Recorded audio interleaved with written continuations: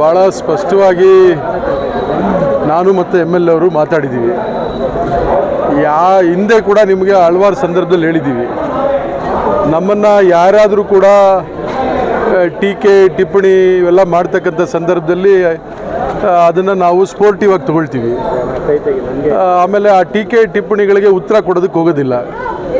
ಆ ಟೀಕೆ ಟಿಪ್ಪಣಿಗಳಿಗೆ ಉತ್ತರ ಯಾವ ರೀತಿ ಕೊಡಬೇಕು ಅಂದರೆ ಅಭಿವೃದ್ಧಿಯ ಕೆಲಸದ ಮೂಲಕ ಉತ್ತರ ಕೊಡಬೇಕು ಅನ್ನೋ ತೀರ್ಮಾನಕ್ಕೆ ಬಂದಿದ್ದೀವಿ.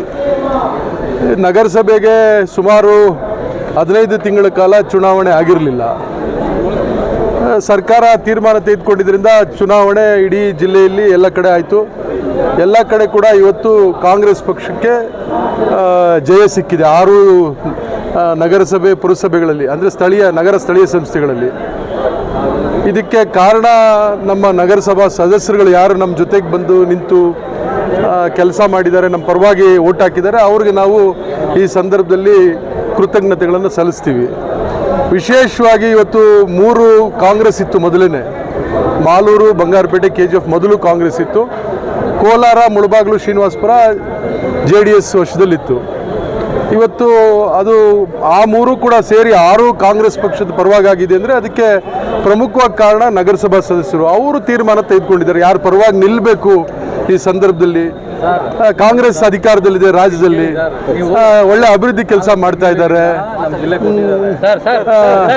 ಅಂತೇಳಿ ಈಗ ನಗರಸಭಾ ಸದಸ್ಯರುಗಳು ತೀರ್ಮಾನ ತೆಗೆದುಕೊಂಡಿರೋದ್ರಿಂದ ಕಾಂಗ್ರೆಸ್ ಪಕ್ಷಕ್ಕೆ 6 ನಗರ ಸ್ಥಳೀಯ ಸಂಸ್ಥೆಗಳಲ್ಲಿ ಜಯ ಸಿಕ್ಕಿದೆ.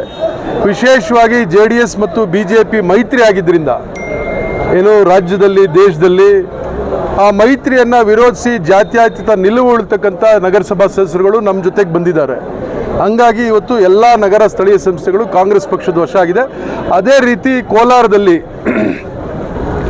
ಮಾನ್ಯ ಶಾಸಕರಾದಂಥ ಕೊತ್ತೂರು ಮಂಜುನಾಥ್ರವರ ಒಂದು ನೇತೃತ್ವದಲ್ಲಿ, ಹಿರಿಯರಾದಂಥ ನಜೀರ್ ಸಾಹೇಬ್ರ ಒಂದು ಮಾರ್ಗದರ್ಶನದಲ್ಲಿ ಕಾಂಗ್ರೆಸ್ಸು ಮತ್ತು ಇತರೆ ಪಕ್ಷಗಳಿಂದ ಗೆದ್ದು ಬಂದಂಥ ಭಾಳಷ್ಟು ಜನ, ಯಾಕಂದರೆ ಕಾಂಗ್ರೆಸ್ಸಲ್ಲಿ ನಾವು ಗೆದ್ದಿದ್ದಿದೆ ಸಿಂಬಲಲ್ಲಿ 12, ಅಂತಿಮವಾಗಿ ನಮ್ಮ ಪರವಾಗಿ ನಿಂತಿದ್ದು 23.